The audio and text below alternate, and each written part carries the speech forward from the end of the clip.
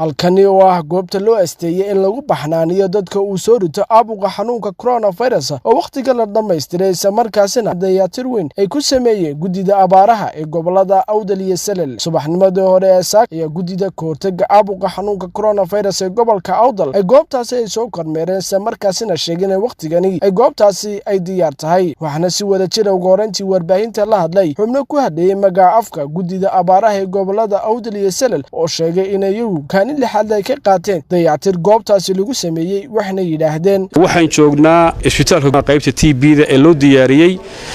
in lagu tacaalo xanuunka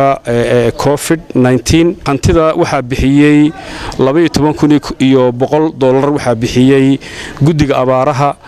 oo ku tala galay inay waxay qaban karaan qabtaan waxa la sameeyay markaa dib u habayn rinjiyeyn biyo gelin marmarin waxa la yiraahdaa suuliyaasha oo dib loo hagaajiyay iyo qalabka la keenayo oo ilaa 5 ventilator sameeyntooda iyo compressorka iyo wax la mid ah ayaa laga qayb qaatay annagoo ku hadlayna afkii gudida abaaraha baa loo oran jiray barwaaqada lacag waxaanu haynay ka soo hadhay roobkii qaboobaa ama abaarihii ay dadka muwaadiniinta gobolkan u dhashay sabqadu la soo baxeen oo aanu inta aan ka wadiyar ku qofilay oo aanu lahayn maalin dhiig joojin ha noqoto waxay doontaba ahaatee gobolka maalin bay wax tari doontaa waxaanu lahayn maalin sidan maanta oo kale oo loo baahan yahay insha Allah ku dhici doontaa anagu lacagta balahayna dad baa la baxay anaguna sidii ay ugu tala galeen inuu bixinaa yaa xaq la nagu leeyahay marka waxa weeye maanta de waxaan inaan anagu ka anba baxno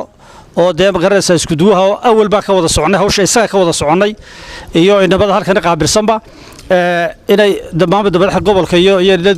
la wareegtaan baan garaysa ayaa maanta maraysaa suduwaha wasaaradda horumarinta caafimaadka ee gobolka Awdal Dr. Mustafa Muumin Muuse oo isaga dhankiisa hadalka qaatay ayaa waxa uu yiri aad iyo aad baan uga mahad celinayaa dhamaan gudida maanta waxay qabteen gacanta noo gelinaya anagoo ugu ducaynayna Ilaahay xasanaadka inuu ugu daro bahda gudidaasi in anaga intii la baxday ee iyaga ku soo hagaajisay iyaguna ay meeshii looga baahnaa ay maanta soo gaarsiiyeen oo baahi weyn looga qabay gudoomiyaha gobolka oo isaga laftarkiisu meel kasto ay wax galaan meel kasto wax laga soo ridi karo isaguna har iyo habeen aan ka fariisan isagana aad iyo aad baan runtii aan uga mahad celinayna marka shacab iyo dawladna waan ku rajo weynaa hadii Ilaahay yiraahdo inta dhimana inay naga dhamaan doonto ugu dambeyn waxa halkaasi ka hadlay barasabka gobolka Awdal aana gudoomiyaha gudida koortaga caabuqa xanuunka coronavirus ee gobolka Awdal Cabdiraxmaan Axmed Cali waxana hadaladiisi kamid ahaa gudidan runtii hawlo horena waan ku kulanay waa gudi markii loo baahan yahay runtii la helo oo aamin wax loogu yimaado mar hadduu qofku yiraahdo waxbaan hayay bal maanta maxaan qabtaa ma hawaya waxaasan hayay runtii waa arin waan uga mahadnaqayaa isbitaalkaana waxaan u hayaa raashikii kunta qoys aan ku wareejin doono qolada isbitaalka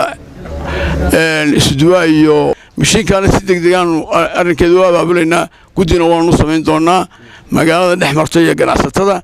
iyagana waxa ka rajeenaya inay bixinayaan Maxamed Xasan Ismaasheed Bere wararka telefishinka Sahan magaalada Boorama